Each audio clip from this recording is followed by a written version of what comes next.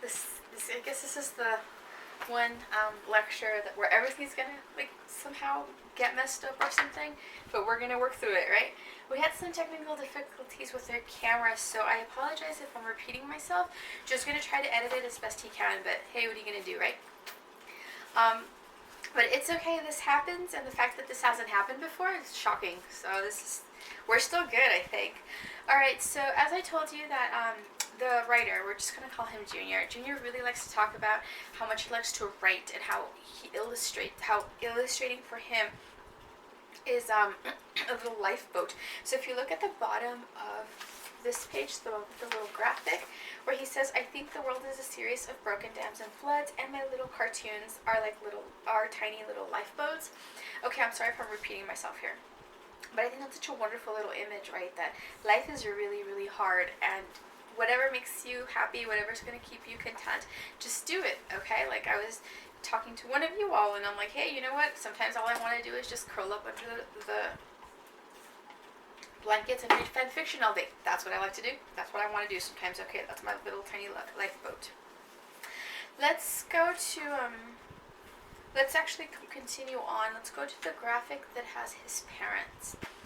Okay, and the thing is that I like about Alexi's writing is that it is tinged with a lot of sadness, but he's very realistic with it. He says, yeah, look, these horrible things happen to us, but this and this and this is the reason why. And look at what he says about his parents. Who my parents would have been if somebody had paid attention to their dreams. So his mom would have been Spokane Falls Community Teacher of the Year. Community College Teacher of the Year. So his mom would have been a teacher, and his dad would have been the 5th best jazz sax player west of the Mississippi. So his dad would have been like a musician, okay? And we of course find out that his mother is not a teacher. Well, not in the traditional sense, and his father is definitely not a musician. Okay, let me just read you a little bit here, what he says. Given the chance, my father would have, hang on a second. Let me read this out loud to you guys. You guys don't have to pay attention to this, but as I'm reading this, pay attention to the graphic, okay? Given the chance, my mom would have gone to college. She still reads books like crazy. She buys them by the pound, and she remembers everything she reads. She can recite whole pages by memory. She's a human tape recorder. Really, my mom can read the newspaper in 15 minutes and tell me the baseball scores, the location of every war, the latest guy to win the lottery, and the high temperature in Des Moines, Iowa. Given the chance, my dad would have been a musician. When he gets drunk, he sings old country songs and the blues, and he sounds pretty good, like a pro. Like, he should be on the radio. He plays guitar and piano a little bit, and he has this old saxophone from high school that he keeps all clean and shiny, like he's about to join a band at any moment. But we reservation Indians don't get to realize our dreams. We don't get those chances or choices. We're just poor. That's all we are. It sucks to be poor, and it sucks to feel that you somehow deserve to be poor. You start feeling that you're poor because you're stupid and ugly, and you start believing that you're stupid and ugly because you're an Indian, and because you're an Indian, you start believing that you're destined to be poor. It's an ugly circle, and there's nothing you can do about it. Poverty doesn't give you strength or teach you lessons about perseverance. No, poverty only teaches you to be poor. Okay, and then that's when the dog thing starts. This is why I didn't have you all read it, because there's a dog part in it, and I refused to read the dog part. Okay, but I liked that idea what his parents would have been if somebody would have paid attention to his dreams.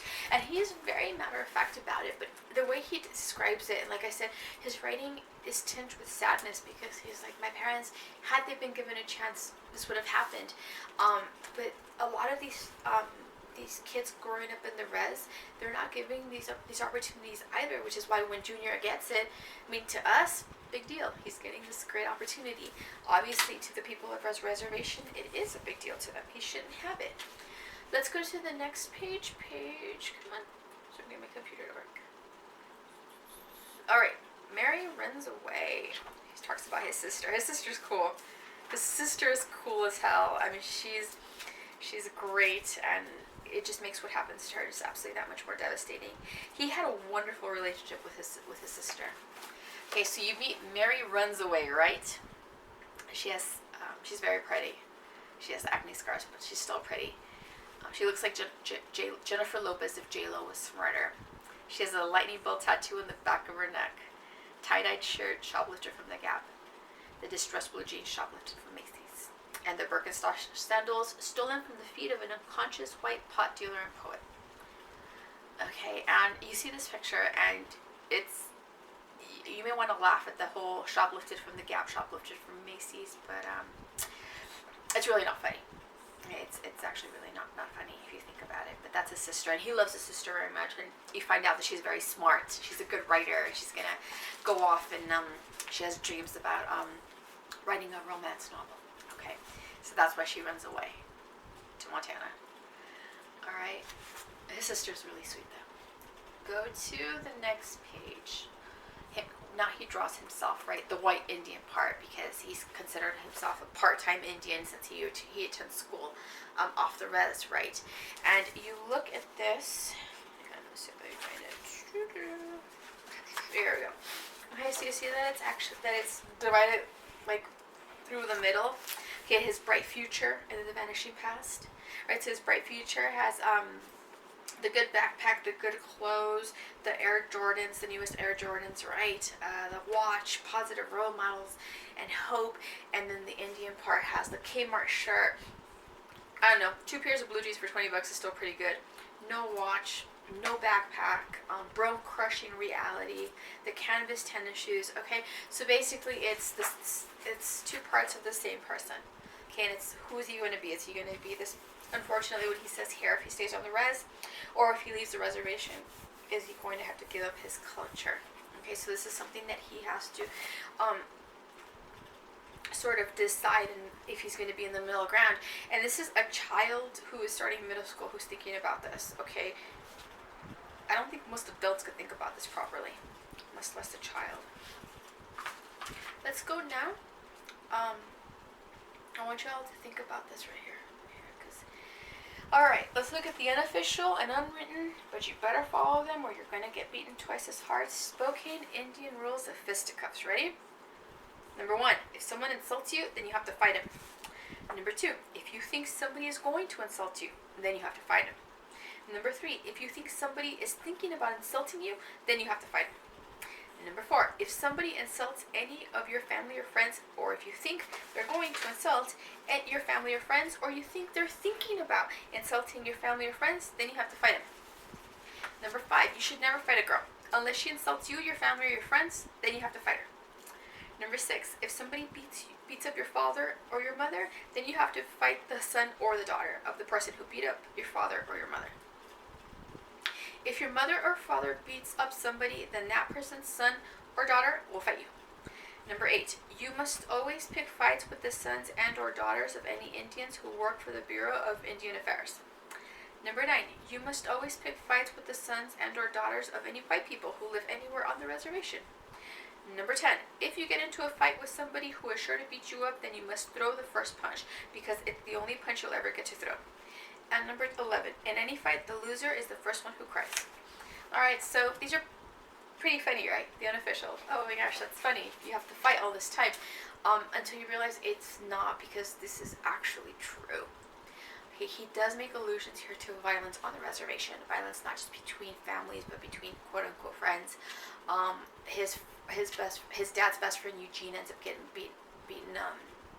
beaten up by a friend of his. Eugene and his friend are out drinking, and Eugene gets beaten up over the last sip of wine.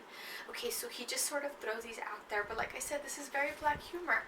Okay, this is dark humor, this is gallows humor. Hey, we're going to make fun of it because either we laugh about it or we're going to cry about it. And this is what he's doing here, but it's very painful to think that this is something that he jokes about just so he can go ahead and deal with the circumstances of his life. Okay, the book that I keep making reference to, You Don't Have to Say You Love Me, he actually talks a lot about violence there. A lot about violence, not just toward the children, but towards the adults, and it gets painful. Remember, I would love to teach a class when we're reading both books simultaneously. But yeah, it's very painful to read that violence, right? That a little 13-year-old, I think he's 13 at this point, is writing this. Okay? Alright. So you find out that he loses fights, because he loses fights. But look at the picture in the next page. I hope I had you guys. Okay, cool. I did have you all read this. Okay, look at the picture on his next page. So you see Junior right there, all alone. Okay, you see these figures around him. They're calling what? Chief, Squaw Boy, Chief, Redskin, Tonto, City Bull, Chief. Okay, they're all around him, and he's sort of just cowering there because those are the very negative, the hated stereotypes. Okay, that he encounters when he leaves the reservation.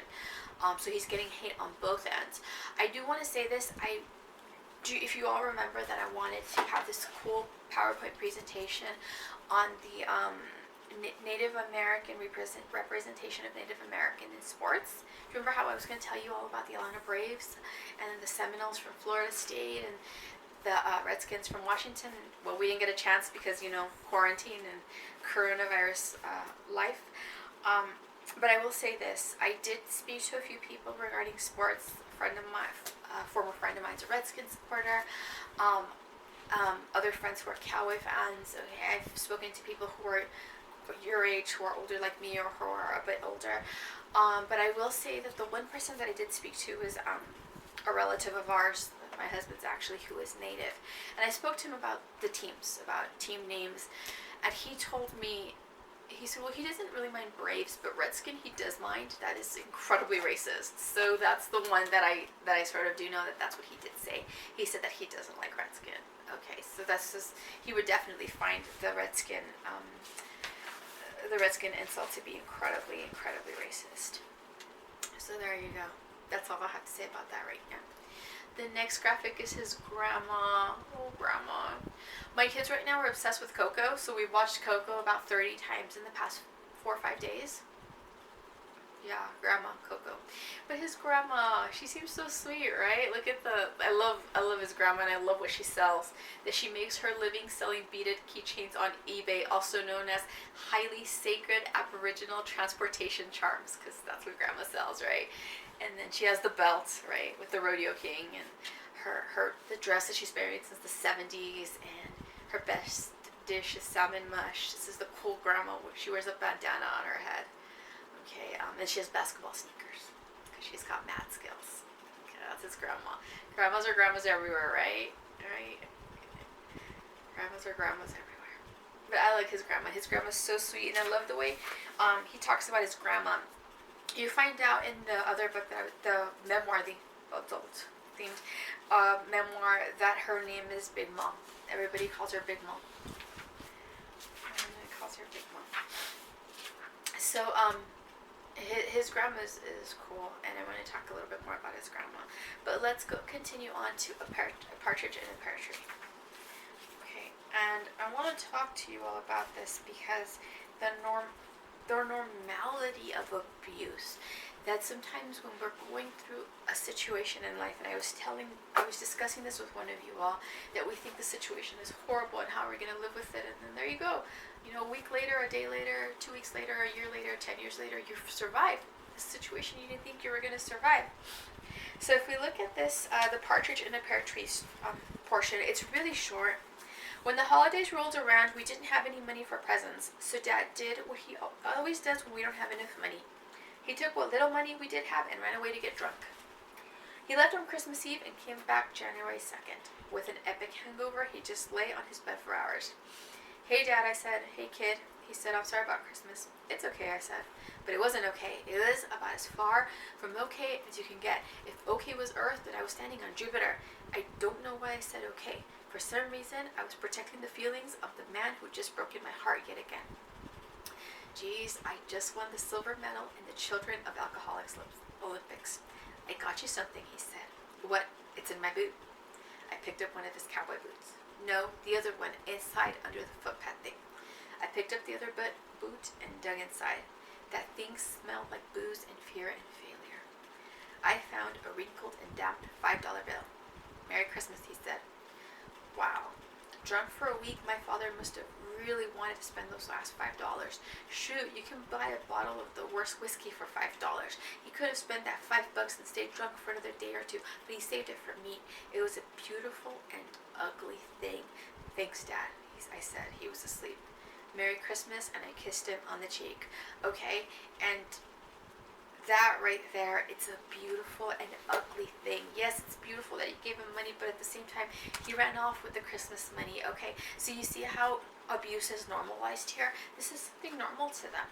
For us, we're reading it and we said, oh my gosh, no, this isn't normal. Please get the children away from here. But this is normal to him, and this is still going on in the reservations, unfortunately. Remember what I told you about the poverty level and the level of addiction as well. This is something that definitely has to be worked on. But this portion really gets to me, I guess because I have kids now, or because I had Christmases as a child where presents weren't really needed or weren't really available. But yeah, this was so sad. It really got to me to think that, you know, he's okay because his dad gave him $5. That's incredibly painful to read. All right, let's go to, which is the next one. Oh, sorry guys, it's 1:15 right now. By the way, as my computer decides to scroll down and find the pages, y'all, we got refrigerated air. Okay, we got refrigerated air last Wednesday, and it feels amazing. My makeup isn't, being melted off. It feels great. I'm wearing a sweatshirt indoors. I love it. I love it. Okay, the next one is red versus white. You probably think that I've completely fallen in love with white people and that I don't see anything good in Indians. Well, that's false. I love my big sister. I think she's double crazy and random. Ever since she moved, she sent me all these great Montana postcards, beautiful landscapes and beautiful Indian buffalo, rivers, huge insects, great postcards. She still can't find a job, and she's still living in that crappy little trailer, but she's happy and working hard on her book. She made a New Year's resolution to finish her book by summertime. Her book is about hope, I guess. I think she wants me to share her romance, and I love her for that. And I love my grandfather and my father and my grandma. And see, this is something that Yin is missing, right? And I'm not going to spoil how American Board Trainees ends, but this is something he's missing. He's missing that love, because he doesn't, it's like he says, he knows what they're saying is wrong, he knows what they're sometimes doing is wrong, but he still loves his family. Ever since I've been at Reardon and seen how great parents do their great parenting, I realized that my folks are pretty good. Sure, my dad has a drinking problem, and my mom can be a little eccentric, but they make sacrifices for me. They worry about me, they talk to me, and best of all, they listen. I've learned that the worst thing a parent can do is ignore their children. Okay, and I like that, because even though he goes to Reardon, even though he's going to school outside the res, he doesn't feel ashamed about his parents. He realizes that they're making mistakes, but he still loves them, and that says a lot, because it's incredibly hard to do when you suddenly find yourself in a new situation. Really hard, okay? And then he writes about his grandma. Okay, the next page. I love his grandma. Do you want to know what the very best thing was about Wilpinit? And this is about halfway down the page of 154. My grandmother, she was amazing. She was the most amazing person in the world. Do you know what was the very best thing about my grandma? She was tolerant. And I know that's a hilarious thing to say about your grandmother. I mean, when people compliment their grandmothers, especially their Indian grandmothers, they usually say things like, my grandma's so wise, my grandma's so kind, my grandmother sees everything. And yes, my grandma was smart and kind, and had traveled to like 100 different Indian reservations, but that had nothing to do with her greatness. Her greatness, her greatest skill was tolerance. Okay? She was tolerant. And you find out that she had no time for gay bashing or homophobia. She's like, yeah, they're cool, whatever, don't worry. Everything was great. And he keeps talking about his grandma. Let's look at page 157. Okay, so 157 is the one after the Invisible Mountain Gorilla Scientist. My grandmother was powwow famous. Everybody loved her. She loved everyone. In fact, last week she was walking home from a mini powwow at the Spokane Tribal Community Center where she was struck and killed by a drunk driver. Yeah, you read that right. She didn't die right away. The reservation paramedics kept her alive long enough to get to the hospital in Spokane, but she died during emergency surgery. Massive internal injuries. At the hospital, my mom wept and wailed. She lost her mother. When anybody, no matter how old, loses a parent, I think it hurts the same as if you were only 5 years old, you know? Yeah, it does. I think think all of us are always 5 years old in the presence and absence of our parents. My father was all quiet and serious with the surgeon, a big, handsome white guy. Did she say anything before he died, he asked. Yes, the surgeon said. She said, forgive him. Forgive him, my father asked. I think she was referring to the drink driver who hit her. Wow, my grandmother's last act on earth was to call forgiveness love and tolerance. She wanted us to forgive Gerald, the dumbass Spokane Indian alcoholic who ran over her and killed her. I think my dad wanted to find Gerald and beat him to death. I think my mom would have helped him. I think I would have helped him too, but my grandmother wanted us to forgive her murderer. Even dead, she was a better person than us. Okay, so that's, he mentions right now, that's the problem with the community, right? They're alcoholic, but their grandmother has love, and that love and that forgiveness and that tolerance and that love is what gets them somewhere. Okay, and he says that that's the best thing about his grandmother. And if we look at the next page, yeah, look at the next page right here. Okay, grandmothers are supposed to die first. They're supposed to die of old age. They're supposed to die of a heart attack or a stroke or of cancer, of Alzheimer's. They are not supposed to get run over and killed by a drunk driver. I mean, the thing is, plenty of Indians have died because they were drunk, and plenty of drunken Indians have killed other drunken Indians, but my grandmother had never drunk alcohol in her life, not one drunk, and that was the rarest kind of Indian in the world. I know like only 5 Indians in our whole tribe who have never tried alcohol, and my grandmother was one of them. Okay, so that's something that's, you know, like he says, that it's very painful. And I love that this book is marketed as a young adult book, but the circumstances in this book are incredibly adult. Okay, this is something that adults should have to go through, not a child, but we see that. Okay, that he goes through this one. He goes through it. Let's look at the next section, because Russian guys are not always geniuses. That's page 199. Okay. After my grandmother died, I felt like crawling into the coffin with her. After my dad's best friend, which got shot in the face, I wondered if I was destined to get shot in the face too. Considering how many young Spokaneans have died in car wrecks, I'm pretty sure it's my destiny to die in Iraq too. Geez, I've been to so many funerals in my short life.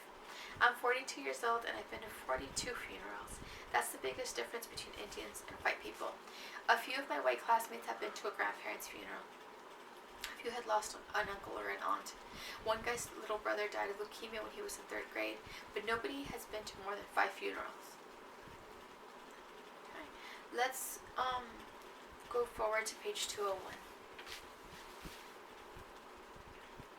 Okay.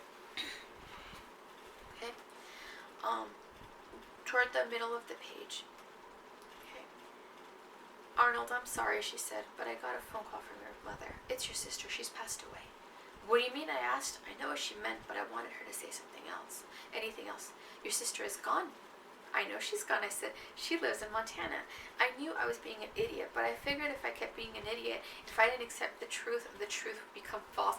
That is such a wonderful sentiment, right? Because we've all gotten bad news, or we've all had to give someone else bad news. And I love that sentiment, right? If I keep asking questions, if I keep pretending I don't understand, that means it's not true. No, Miss Warren said, your sister, she's dead. And that was it. I couldn't fake my way around that. Dead is dead. So let's go to 205. Okay, how did she die? There was a big party at her house, her trailer in Montana, he said. Yup, my sister and her husband lived in some old trailer, some silver trailer that was more like a TV dinner tray than a home. They had a big party. Of course they had a big party, and of course they were drunk. They're Indians. They had a big party, my father said, and your sister and her husband passed out in the back bedroom, and someone tried to cook some soup on a hot plate, and they forgot about it and left, and a curtain drifted in on the wind and caught the hot plate, and the trailer burned down quick. I swear to you, I could hear my sister screaming. The police say your sister never even woke up. She was too drunk. My father was trying to comfort me, but it's not too comforting to learn that your sister was too freaking drunk to feel any pain when she burned to death. And again, he's making allusion to the fact that this is something to have to do with the reservation. Can we go to another section, please? Another video? Yeah, sure. Okay, we're going to go ahead and cut here, but the next video will be pretty short, I promise.